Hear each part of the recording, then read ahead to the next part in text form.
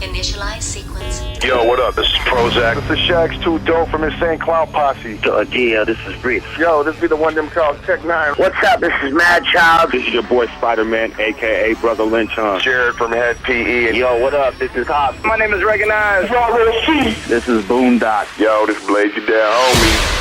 Welcome to the Underground, Australia's home of underground music. Episode 6 is here for the Underground Amped. It is Ned, joined by Lewis Weir, Jason L. Herbert, and Amin Azor. Hey, live and clear too, not on the phone. No phone. No phone. We are all in here jam-packed into one little studio with one unwashed droogie. We will persevere though. Jay, Lewis, Nim, let us know how you are, fellas. Look, we'll start off by we've got to put a quick disclaimer on this week's edition of the Underground Amp because, unfortunately, one of us is currently the walking wounded, our boy, the real J-Cell Herbert. As we've mentioned numerous times, he has made a return to Australian rules football. And to anyone out there that might not know Australian rules football, it's hard-hitting. It is gritty. It is literally the most physically intense sport you could play. And J-Cell Herbert is a man that is no exception to that rule. And he Picture took a bit of a Brock Lesnar in very, very short shorts out there running around. Although Jace does hate that guy. We got to see it in person for a little bit today anyway, Nim. It was unfortunate because, Jay, as we all know, in the NFL right now, there is a lot of brouhaha about concussion, CT. It's very much a realistic thing. And our boy, Jay, it was a very quick knock to the head because I didn't see it, Nettie didn't see it, but we definitely know that it did happen. Well, of course it did. But it was blink and you miss it, and that's the thing about concussion. It can, when you're talking about a man's brain, regardless of how big it is, it is still one of the most priceless things that you could have in a human skull. And Jay, tell us what happened first off. Well, first before we jump into Jay, I want to hear, Lewis, man, you missed out on this. How devastated are you? Lewis Weir, my cousin, let us know. I was at work, and then I rocked up to Ned's watching wrestling. I was like, yeah, this is unreal. I walked in and Jay was like, I heard the news and I was like, oh, I walked in and Jay was a bit he was quiet. He was a bit subdued? Yeah. And I heard he copped the blow to the head and I was like, oh, is he all right? So, Jay, in your own words, because, we were there supporting you on the boundary line, and I can't remember if this was post-concussion or pre-concussion, but you didn't really seem to acknowledge us too much, which wasn't unusual. It's not unusual, but, this time we were carrying on, we were making a bit of noise, we're, banging on the fence and, go Herbie, we were very excited. We finally got out there after all these years to see the man himself perform, and they get a concussion. Well, so tell us what happened. Tell us what happened here for all those listening at home. So basically, running down towards the opposition's forward line, thinking, trying to go for a bit of a smother of the ball, thinking... Now, when he says smother, for those for our American listeners, he's trying to, You put your body over the ball when it's being kicked. Yeah. Basically, here I am thinking, oh, this is going to go over my head, this is going over my head. Yeah, no, wrong. It went smack bang into my head. As I did mention at the top of the show, concussion is something that's taken very, very seriously. Yes, it is. Obviously, because we've seen the damages, the long-term effects it could do. I'm not sure if we could see any of the results of this concussion test or the impact test that could be done on our boy Jay, but I was told in no uncertain terms, because I went into the locker rooms of respective football club, the Lakers. They're not wearing purple and gold, and if I would have loved to go into a proper Lakers dressing room at some point in time, but hey. Next best thing then. Next best thing. And I was told by the crack medical staff, shout out to Naomi and Joe, who I think did a tremendous job looking after the great big mouth of Westside.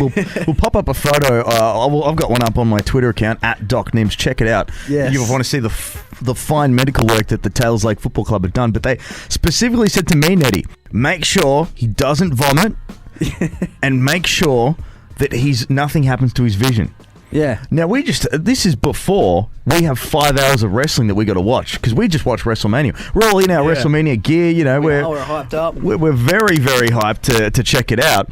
And it's a concern because in 5 hours of wrestling, that's a long time. 5 hours, who knows if he's going to throw up? Is his head going to spin? Is something going to happen? That's the thing, and I thought you were very caring throughout that time, Nim. You took that on board. You took your role that Naomi gave you very seriously. There's actually Leone, but never mind. Apologies, sorry. Sorry, Jay. Yep, sorry, Leone. Yeah. Yeah, sorry, Leone. He took it on board very nicely, but Jay, you were upset at this for some reason. Your friend has driven 4 hours to come and watch you play football.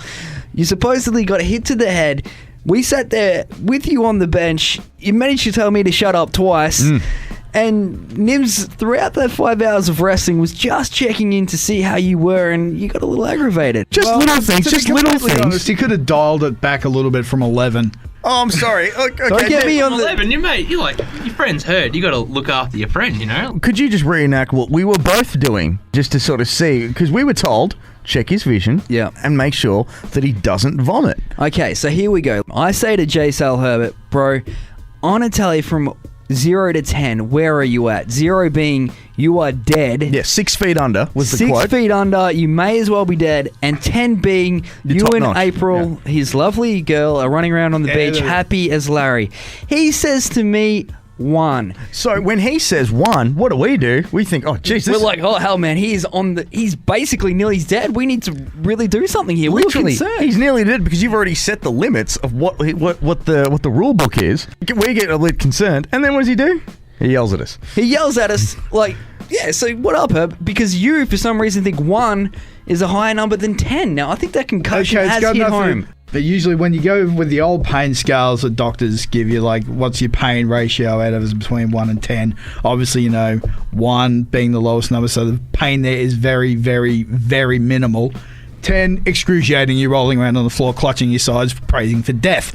That was what I was sort of thought you were going with. Well, 'cause, I a don't bit, understand how you thought that, Jay, when I just explained to you right before. So Very you're saying that you clearly, didn't... too. Within listen to 10 what I said? seconds, Probably yeah. wasn't really listening properly, to be honest. Because you There's a think lot of up. times I just tune out. And there you go. And Evident. here you see the Evident. difficulty of trying to look after a man that's got concussion, that doesn't listen to you at the best of time when his brain is working 100%. So, look, either way, it was an interesting turn of events. Thankfully, the great big mouth of Westside, he hasn't bled from the ears or anything drastic like that. We were able to sit together and watch WrestleMania with minimal abuse from Yeah, Jay. there was still some. There was still some, not to the level that we're normally accustomed to. Sometimes he can get physical. There have been numerous times where he's literally put his hands around your neck and Yeah, he doesn't do that as much anymore. And I was telling Lewis earlier tonight that he did clothesline poor old Nim Yeah, which is quite at one time. surprising. But I just want to say, when we pulled into Taylor's Lake today, the first thing we see is Herbie chasing after the ball. We call him Herbie because that's what his boys out there call him. And I think I saw what may have been the incident, and it looked like it just grazed him. So after that, he had the big run from one side of the field to the other. I'm like, oh, what's going on here, sort of thing. very much That's so. when Fitz, who was out there, shouted he couldn't be here tonight. We went over and we joined in the huddle. They made us feel very welcome. Yeah. Thug life, I believe, is how we And Thug Life. But then afterwards, we're sitting with Herbs. He still managed to throw in some abusive stuff towards me. But Herb, you got confused saying that the incident happened after half-time when you didn't go out on the field after half-time. So that's why we were really concerned about you. See, that was probably where like the effects of the concussion was sort of starting to sort of sink in a bit because, your blood's pumping, your adrenaline's flowing. You're thinking, yeah, this is good, I can go. Then, you sit down for about 5 minutes and all of a sudden, oh, God. Yeah, you, for lack of better words, I was out of it. You were spaced out a little Yeah, bit. Yeah, very more so spaced than out. usual, yeah. More so than usual. He's there on the bench. He couldn't even go into the three-quarter time huddle, man. He was just sitting there. I will post this picture. Yeah, have a look at the picture. Yeah, we'll see the fun with Seeing an that. elite athlete in such clear uncomfort it's upsetting. For our American friends out there, it almost looked like Tom Brady after he lost the Super Bowl. I'm not quite sure what the final margin, but it was something in the hundreds, so you can see just how much that Jay's presence was felt. Luckily, we've got a bye, which is next week. I say we, I didn't really do anything.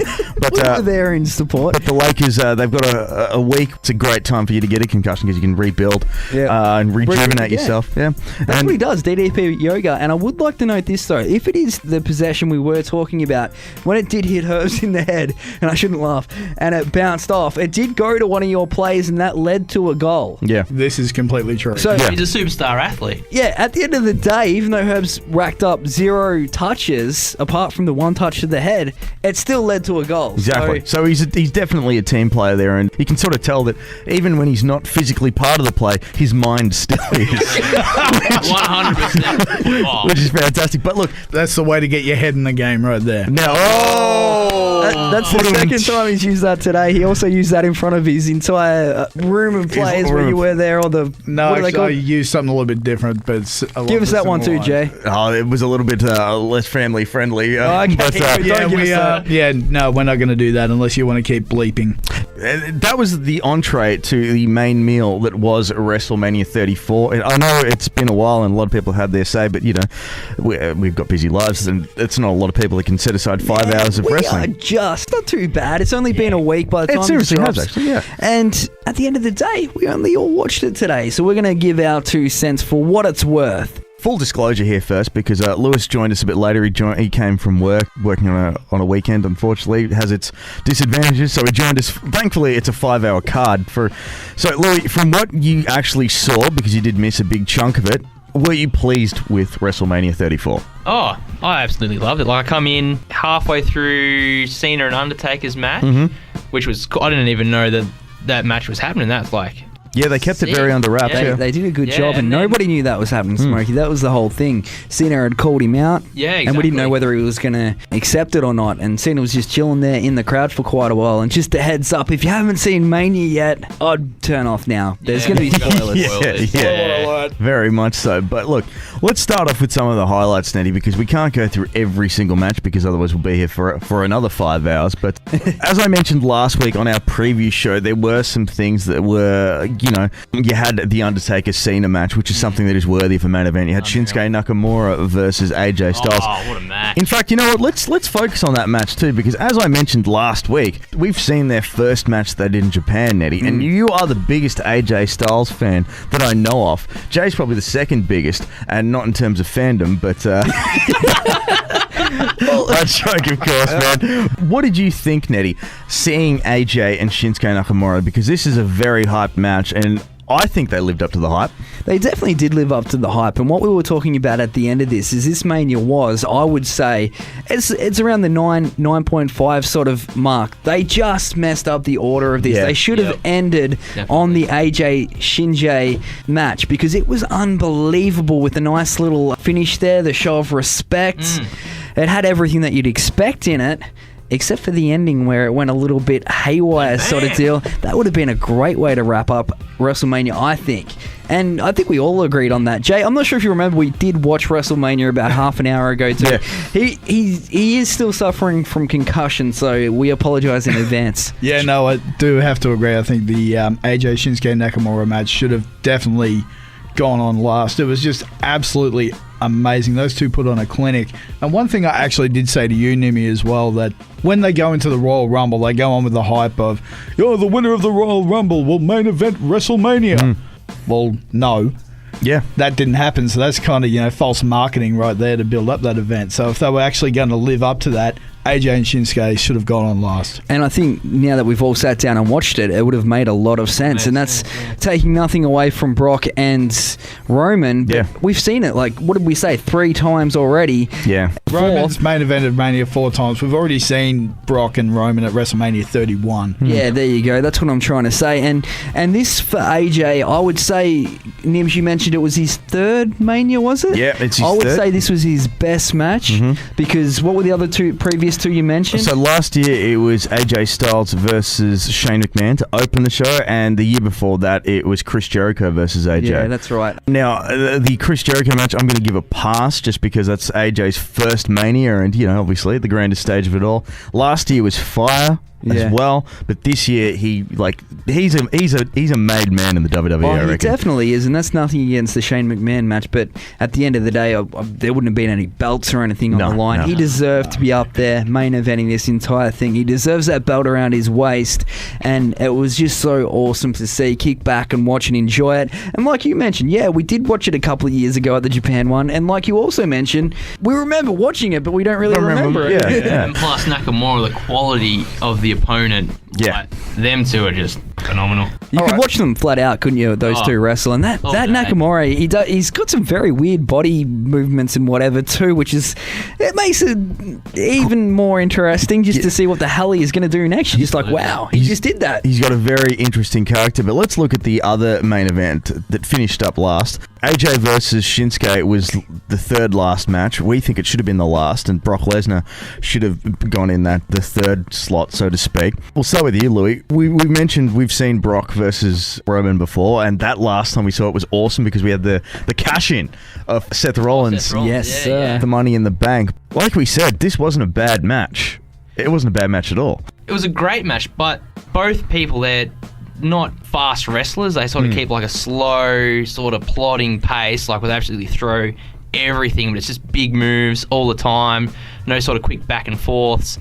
Like, it was a sick match, but it was just, you've had that massive build-up of the AJ Nakamura match, and then it's sort of just gone downhill a bit, like it's just slowed right down. Yeah, with the momentum. And I think those two guys, they're your sort of old school, sort of built in a factory sort of wrestlers. Yeah, Whereas you've got your AJs and Shinjays that are more like, your high flyers and just better quality wrestling, you say. So it did take very much a momentum plunge, and there was even a "this is awful" chant at the time, which I didn't agree with. It wasn't awful, no. No way in hell. And it's funny you do mention that because they are two sort of power wrestlers. But we've already saw literally the match before it was a sort of power wrestling cool down one where we had Braun Strowman and that kid. Which was an excellent WrestleMania moment, and we'll jump into that shortly. But we are on the topic of Roman Reigns and Brock Lesnar. Chase, you have compared Brock to the great Khali, which I feel is so unfair. I want to point this out. This is for his very, very extremely limited moveset of about 3 things. Can we also be clear too that Jay is a Roman Reigns guy? He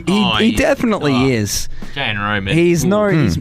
That's why he's visibly upset now. You have nailed your colours to the mast there with Roman Reigns, but you claim that there is no bias. But when you saw that, because you said, he only does the same 3 moves, blah, blah, blah. Great Khali! So, what did you think after, your thoughts, because Roman got a bit of colour there as well. What did you think of that match? Compared to other Brock Lesnar matches that you've judged. And did you also remember that you just watched that match? Yes, I remember I just watched that match. It is very, very fresh in my memory. Thank you very much. Just checking. Nim's also checking. He was asked by your lady Naomi. Yeah, like you guys have said, it was just a very slow, drawn out, sort of typical old school style wrestling match. Is it one of their best? No, not by a long shot. Especially like I even though like there were parts I definitely do not agree with the "this is awful" chant, because there were some huge bumps that were in there. Gosh, yeah. Especially both Brock and Roman going through the announce tables, and him, as you said, Roman getting a bit of colour in there, but Roman got decimated, man. Yeah, he was just destroyed. It wasn't as bad as one of your least favourite matches, as the Lesnar Cena match from SummerSlam 2012. Yeah, that match still haunts me because I am a John Cena sort of dude, and seeing Brock destroy him was hard. Oh, yeah. 2014, I think it is. 2014. Yeah. Awesome. Thanks, man. We touched on it briefly too, but a lot of people will be polarized about Braun Strowman and a kid named Nicholas from the crowd winning the tag team titles. I don't know about you, but I personally loved it. I thought it was cool. The big story they were trying to tell is Braun doesn't need a partner. They forced him to get a partner. So what does he do? Gives a kid, just a rando kid in the crowd, a moment, and it was something that was lighthearted. The crowd loved it. The crowd that absolutely rained hell. Kids loved it. Upon the main event, we're saying tag in Nicholas, cheering for this kid, and just think about that kid, man. He would be loving life. Most definitely. That was the best feel-good moment of that whole thing, I think, and it was good to have that little bit of a lightheartedness there because it had followed up the horrible Shinjay thing that just went down. And yeah, like you said, Braun didn't need the tag team partner. The kid's gone in. And you got to remember, we were all kids once. How great is that going to be? Like, my kids were so psyched about it watching it. They're going to go home. They're going to tell their, go to school, tell their friends about it. And it's going to be hype around the school ground. Like, some kid our age went in and is now the tag team champion. Yeah, I can tell you right now, it's definitely not. It's going to be a moment that that kid Nicholas is not going to forget. You can see at the end, he was grinning from ear to ear as well. Also, just want to point out there was some. You're probably going to have to bleep this. Some jagoff going boo, almost like I hate kids. This sucks. Boo. Really? I don't remember Yeah, that. that was actually when they were walking back up the ramp. Well, we'll play about that footage, but obviously one in a sea. If when you have 78,000 people there, even there is always going to be one. But Yeah. we've touched on that one. I think another big match that we do need to talk about is one that I found very surprisingly to enjoy was Nia Jax versus Alexa Bliss. Oh, yeah. that was Ooh. epic. That was a good match. We were talking about this, and we just can't stop talking wrestling. Like, we were talking this as we were walking out of my house to get to this studio. The women's division used to be, and this is no disrespect, you know, your bathroom break, you take off, you'd get your Pepsi or do whatever. Yeah, of course. You know, don't worry about that. Trish is just taking on Jazz in a 5-minute match. Yeah, or whatever. Jay would, use that time to abuse us, whatever it was. Exactly. But now the women's matches are all must-watches, and this was definitely no exception. 100%, dude. Louis, you didn't see it, but Charlotte took on Asuka and broke the streak. Charlotte is actually an awesome wrestler. And if anyone's going to do it, I think it's realistic that it was Charlotte that did it. And that brings me to, Herbs, I'm a Charlotte person. I think everyone else was going for Asuka, but I was on Charlotte's. I was like, hell yeah, she deserves this, and she's a great wrestler. Well deserved. And Yeah, I've got to agree with you on that. It was very well deserved. Like everyone else in the room thinking, Asuka's streak, it's not going to be ending yet.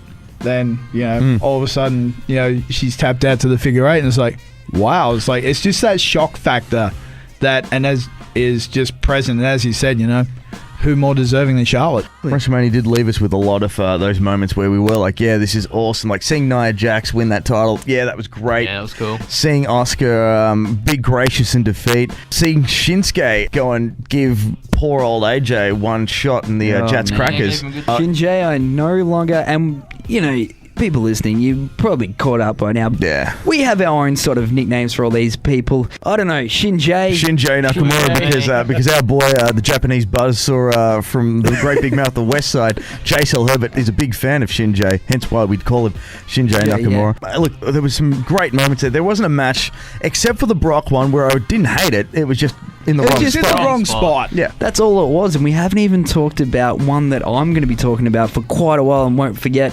Ronda Rousey's debut in the WWE. Oh, and I Yes. missed it. Yes. I missed Lewis, it. you need to watch this, man. It is something else. Maybe put the old earmuffs on for a minute or so while we talk about this if you don't want to know what went down. Herbs, you're a UFC guy. Out of all of us here, you've watched probably the most UFC. What did you think of Ronda Rousey stepping into the squared circle, the 20x20? Look, to tell you the truth, man, I thought she made a great transition going into the ring. She hasn't lost a step. You follow everything that's been going on, like WWE's Twitter or Instagram, whatever. They'll tell you, she's putting in 5 hours plus a day at the performance center to make sure, her skills are honed. She knows how to properly do the work and can just put on an absolutely amazing, safe match. And that's just exactly what happened. It was a fun one too, wasn't it? And you got to show respect too to Triple H and Stephanie. Like they made this match really. At the end of the day, they must be some super sports because everyone was going to jump on the Kurt Angle and Ronda Rousey bandwagon. But without them being such good heels, it wouldn't have been as good as match as what it was. And I don't know, man. I think I'll be talking about that one for a while. Yeah, I think a lot of people will be talking about that one for a long time. Can I just quickly mention too, we've been pretty big champions of TNA wrestling. We very much gave it a chance. I know a lot of people like to crap on it from a great height. We've always been long-time supporters, and it's really good to see. Because we saw in the pre-show Rockstar Spud, Cruiserweight GM, doing some great stuff too. EC3 at NXT, Nettie, you Yes, were sir. quite very pleased with his play. And the fact that he's managed to stay as EC3. Yeah, fantastic. He is exactly the same. I'm not sure he'll be running the whole Dixie Carter's nephew though, but I think that part they gloss over, but like to see Bobby Roode at a WrestleMania was cool. To see AJ Styles retain his title at a WrestleMania. See guys that we've seen from TNA Jeff drop. Jarrett in the Hall of Fame. Exactly. Jeff Jarrett, That segues me perfectly into Jeff Jarrett in the Hall of Fame. I do like the fact that whatever the seeds are at Impact Wrestling, as they're now known, they are getting a bit of traction. They're doing work with other companies, and it's good to sort of see. I think that they actually sort of see themselves now as like, look, we're like a Ring of Honor. We're like a breeding ground. We're a place where someone can hone their craft, and if they want to go into something bigger and better, we're all for it. As we've seen when the new management took over, one of the first things that we saw as a result of that was the Broken Universe coming to the WWE Universe. Oh, most definitely. So shout out to TNA Wrestling. They're doing some fantastic stuff. It's on Twitch as well. There's no excuse for people not to watch it. You It's can. for free. Yeah, you don't have to go search out on dodgy little illegal Indian torrent sites like Not we've had that to in any the of us past. have done that. Shout out to the new team at Impact and Anthem, I think, are the guys that own them. Jade, Anthem. Yeah, it's Anthem. Yeah, Anthem Fight Network. Or they have a stake in the Fight Network or something? Yeah, I think they do have a slight stake in the Fight Network. I'm not sure how big, but Yeah, we'll look that up. But either way, get yourself around TNA Wrestling because they're doing some good stuff right now. Eddie Edwards is starring. Sammy Callahan is starring. They have had a couple of people leave, like Bobby Lashley and stuff. But I know for a fact that everyone that's left TNA and gone to WWE or gone to Ring of Honor or wherever has left with their big thumbs up and say, hey, I think you've outgrown us. Go somewhere better. Yeah, Well, not better in the sense like, we're bad, but, somewhere bigger. bigger. yeah. Bigger Yeah. is the word there, and yeah, so that's taking nothing away from TNA at all. Like you watch a show like we just watched, and like it's all over there, Yeah. which is great to see, and the true wrestling fans know that, which is awesome. And also big shout outs too. You mentioned NXT. Kane Hill, Elijah Witt was on the show last week. They ripped it up on NXT's Takeover. Live performance. I was so geeked watching that, and NXT Takeover New Orleans must watch. You three. Yeah, on it. It was really, really good. Just quietly too, I've been told by a lot of people that was the best ladder match ever. Like, Oh yeah, ever. We Ever, talk really, ever. Japan, we talk WWE, we talk anywhere in the world. That is the best ladder match that they've ever It's had. interesting that you say that because that's what the kids said. Like, because we were watching the wrestling tonight, and like, was the NXT match better? And I'm like, well, yeah, it was very amazing. That's So mad. a lot of people are saying that, which is cool to hear. You guys need to see it. So damn good. The intro match of NXT ladder match there, awesome. Very much so. Nice. But look, as we said, it has been a fantastic pay-per-view. It was not bad by any means. If you No, got it's good. if you've got a spare 5 hours, I hardly recommend it. It's the casual Sunday Just to afternoon. go, like there isn't a skippable match. It's just in the wrong order. That's the only thing that we could say negatively at the end of the day. I should point out that I did use the tag team match, well, at least the intro of the tag team match, where Braun was running around the crowd to use the bathroom. But that's because It I've been. didn't take half an hour though. But that is also because literally for 4 hours and 59 minutes, I was seriously sitting there like, I can't leave. Yes. Most definitely, man. Well, we are getting to that time of the show, man. We've basically wrapped it all up very nicely, though. All the best bits and there's not really worst bits. I don't want to be one of those guys. It was great. So, all around, leave it at that. Anything else to say, lads? Yeah, one little thing to say. We've talked before, Nettie, how I've been able to do some interviews with WWE stars, and if you haven't tracked them down, don't worry because on occasion maybe we'll dig them out of the archives. Maybe if we're having a quiet week or two, we'll relive some of the chats here on the Underground Amped of me catching up with AJ. So it might be a bit out of date, but it is still kind of cool to hear some of the stuff he says because Yes. he's still a really good bloke. Joked about that you're going to hand it over into the amped land, which will be awesome. So we will definitely take you up on that, man. And there's a lot of great wrestling coming to Australia too. The House of Hardcore tour, Tommy Dreamer, we saw him before. Yep. In fact, this time last year, we were getting ready to go to Hell yeah. to see the Ring of Honor match between Christopher Daniels and Jay Lethal. That was In fact, awesome. our boy Louis got a shot with Christopher Daniels holding the belt. Yeah, I did too. Yeah, It's like he just He just remembered. Yeah. What was And, going on? It was sick. and Nettie had spent some quality time with Jay Lethal, who was very kind enough to sign your TNA action figure. Oh, he was. He was an outstanding dude, and he absolutely loved my son Brody. He gave him so much time. He had all these J. Sal Herbert looking cats. Didn't even look at them twice. He sat down. He talked to Brody. Great dude. That's right. And so we have some exciting stuff coming up. Yeah. We've got that House of Hardcore in July. Mick Foley's heading out here. Wrestling wise, it's blowing up. Yeah, It's cool to see. watch this space, but we got plenty to get through. Oh, hell yeah. Stick around. We will talk next week. Up next, we're going to be talking to Blackstone Cherry. Yo, what up, y'all? Mr. Gray of Gorilla Voltage, and you're listening to The Underground. John from Blackstone Cherry joins us on the Underground Amp. John, how are you, man? I'm good. A little tired, but I'm good. I just got back from a family vacation about 2 hours ago. Got out of the car. We had a flight from Orlando, Florida, back to Nashville, Tennessee, and a 2-hour drive back. A little worn out, but I'm here.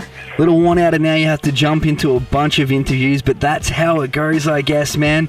Tell us about this new album, Family Yeah, man. Tree. It's here April 20. What can you let us know about this one, John? Man, this is probably the most fun we've ever had recording a record for a lot of reasons. For one, I think in our not old age, because we're not old yet. I mean, I'm the oldest guy in the band. I'm 35. But I think as we've gotten older, we've matured and all that, we've learned to take ourselves a little less seriously, if that makes sense. So going into the studio, we wanted to do this record where it was a little bit more free and off the cuff. So we didn't really rehearse all that much. We wrote the songs, the majority of them, on the back of the bus and did like Logic demos. So no crazy rehearsals and, no really ironing parts out. It was just very conceptualized. So when we went into the studio to actually track the record, it was so shooting from the hip, and everything just kind of came out so jam band and naturally that it kind of gave us this new free spirit, so to speak, while we were tracking everything. And a lot of that, honestly, is because of the blues EP that we did back a few months ago, going back and revisiting all the old blues greats and digging back into our blues roots from back early on in the band. Trying to rekindle a whole lot of that shooting from the hip, not really knowing what you're going to do until you do it kind of mentality, and it really came through in this record. Oh, that's really cool right there, man. So I was about to say what best describes the sound of the record, but you're saying it's got that real sort of bluesy feels to it. Yeah, man, this is probably the most like southern / blues rock kind of album that we've done to date.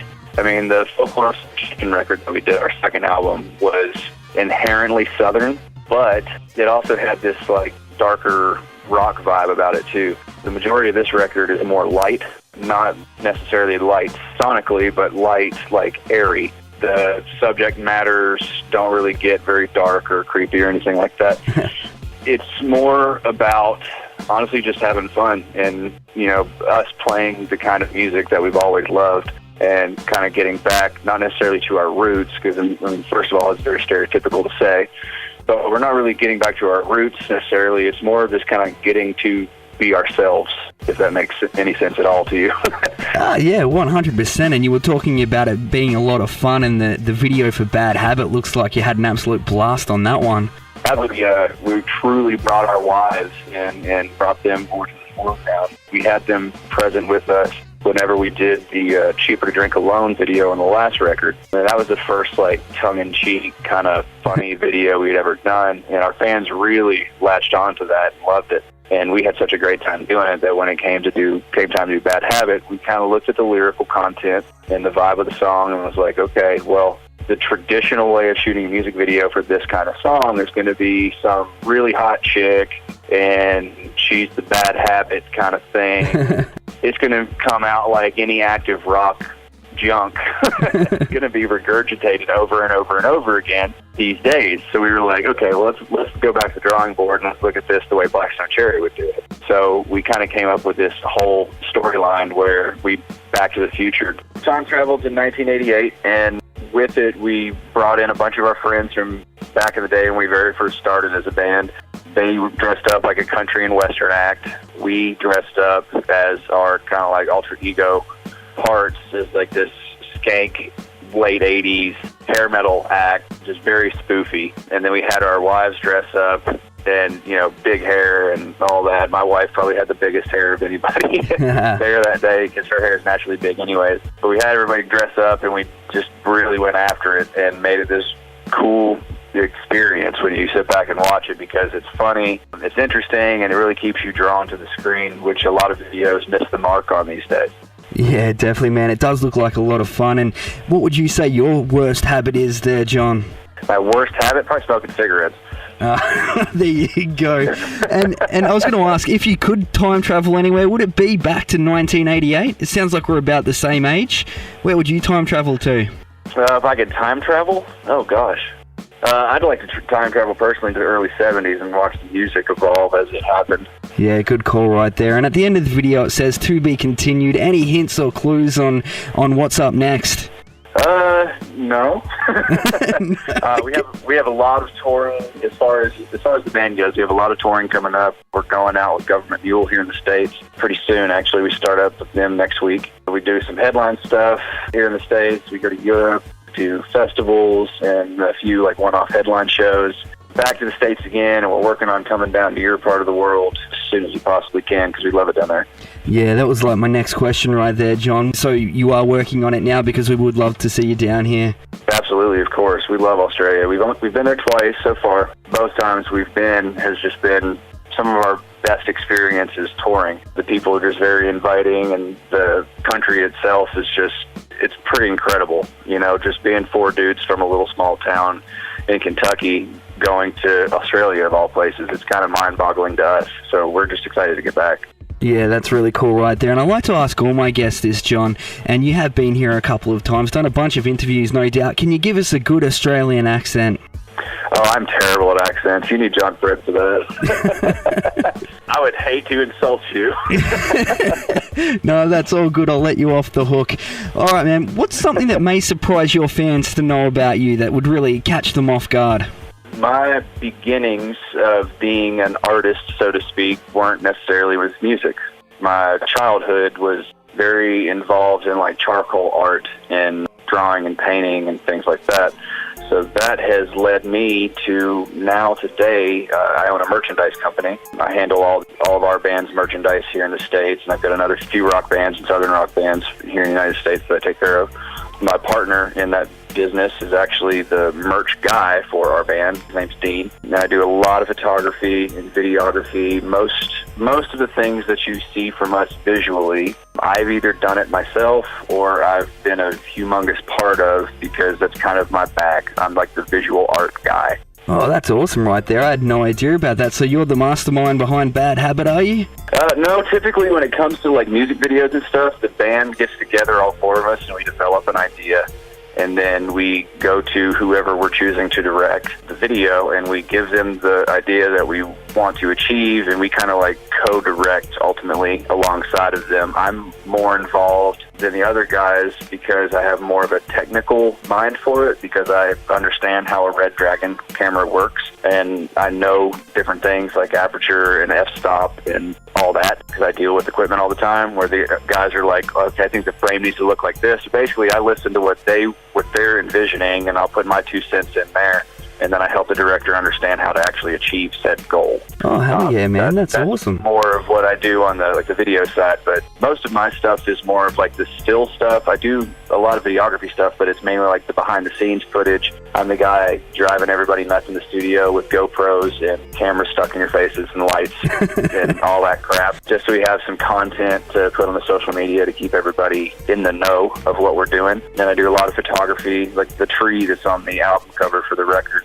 That's one of my photos. It's actually a tree that's not too far from where we've kind of grown up writing and rehearsing since we were kids, a place called the Practice House. John Fred and I went out there late one night, and it was pitch black, couldn't see a hand in front of your face, and I set the camera up for what's called a bulb exposure, which means you take a picture for a long period of time to allow more light into the lens, which gives you crazy trailing on stars and things like that. So that's why when you look at the cover, you'll see like almost like this vortex thing off on the right-hand side, and that vortex gets bigger as it goes across the screen because of the position of the camera and the position of where we were in the world. So you could see the curvature of the Earth as the Earth is rotating. You could see the stars kind of move in that pattern, and they trail around. It was a 13-minute long exposure, and I wasn't trying to make it 13 minutes. It just so happened to be 13 minutes on the button. Oh, well, that's great to know a little bit more about that. I had no idea. That is awesome right there, John. And right before we go, we want a recommendation from you, something you recommend that we check out. Oh, gosh, man. There are so many great bands out right now. I would have to go with Shaman's Harvest. Those dudes haven't been down there yet. They're label mates of ours. We've known them since long before we were on the same label. I mean, God bless, man. I've known those dudes for probably 7 or 8 years now. They're all really great friends of ours. They're good musicians, good people, good salt of the earth, southern folks, you know? Hopefully, they'll get down there sooner rather than later. Oh, awesome. That'd be really great to look out for. I'm sure they would appreciate those props right there. And everyone listening needs to check out this new album from Blackstone Cherry. It's called Family Tree. It is out April 20. Pre-order now. Hit these guys up on Facebook, facebook.com/Blackstone Cherry, or of course, blackstonecherry.com, and you can scoop up all that merch there. Yeah, John? Yes, sir, absolutely. You can go to blackstonecherry.com and find a link there for merchandise, or you can go to blackstonecherryco.uk has a web store that will ship worldwide. The blackstonecherrystore.com just services the U.S.